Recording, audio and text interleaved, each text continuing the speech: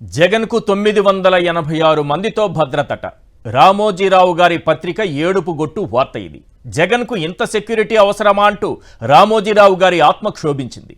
నిజానికి 196 మందితో మాత్రమే జగన్కు భద్రత ఉంది. అర్జెంటుగా దాన్ని తొలగించేయాలి.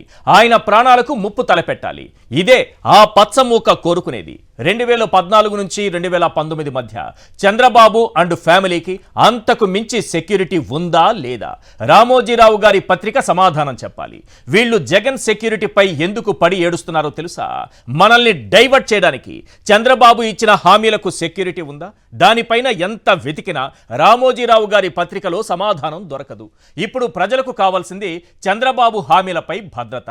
కాస్త క్లారిటీగా చెబుతాను, వినండి. రైతులకు పెట్టుబడి సాయం 20,000 ఇస్తానన్నారు.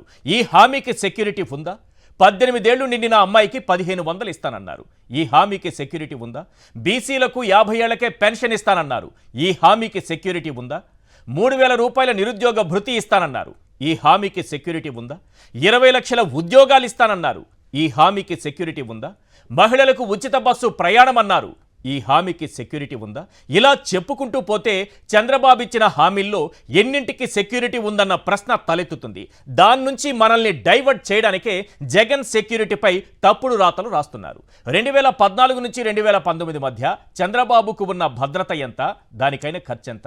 2019 నుంచి 2024 మధ్య జగన్కు ఉన్న భద్రత ఎంత? దానికైన ఖర్చు ఎంత? పచ్చపత్రికలు ఈవీఎంలపై ఒట్టేసి నిజం చెప్పాలి. దీంతో పాటు ప్రజలు ఓ 10 ప్రశ్నలు అడుగుతున్నారు.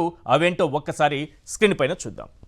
క్వశ్చన్ నెంబర్ 1, జగన్కు 986 మందితో భద్రత అంటూ పచ్చ పేపర్లో అబద్ధం వచ్చేశారు. అవునా కాదా? ఈవీఎంపై ఒట్టేసి నిజం చెప్పండి. క్వశ్చన్ నెంబర్ 2, కాన్వాయ్ కాంపోనెంట్తో కలిపి 196 మంది విధుల్లో ఉన్నారని మీకు తెలుసు. అవునా కాదా?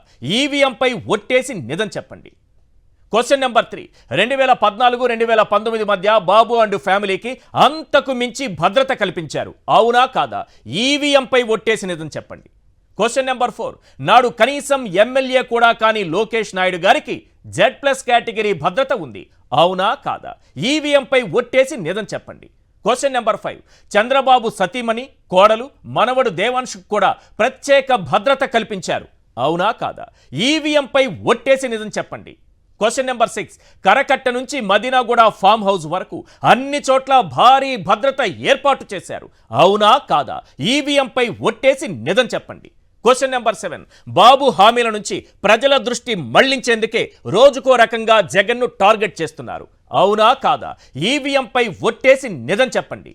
క్వశ్చన్ నెంబర్ 8, ఋషికొండ భవనాలు జగన్ ప్యాలెస్ అంటూ దుమ్మెత్తిపోయడం మీ డైవర్షన్ పాలిటిక్స్లో భాగమే. అవునా కాదా? ఈవీఎంపై ఒట్టేసి నిజం చెప్పండి. క్వశ్చన్ నెంబర్ 9, కార్యకర్తలపై దాడులు, వైఎస్ఆర్సీపీ మాజీ ఎమ్మెల్యేల అరెస్టులు మీ డైవర్షన్ పాలిటిక్స్లో భాగమే. అవునా కాదా? ఈవీఎంపై ఒట్టేసి నిజం చెప్పండి. క్వశ్చన్ నెంబర్ 10, రాష్ట్ర వ్యాప్తంగా వైఎస్ఆర్సీపీ కార్యాలయాలు కూల్చివేసే కుట్రలు మీ డైవర్షన్ పాలిటిక్స్లో భాగమే. అవునా కాదా? ఈవీఎంపై ఒట్టేసి నిజం చెప్పండి.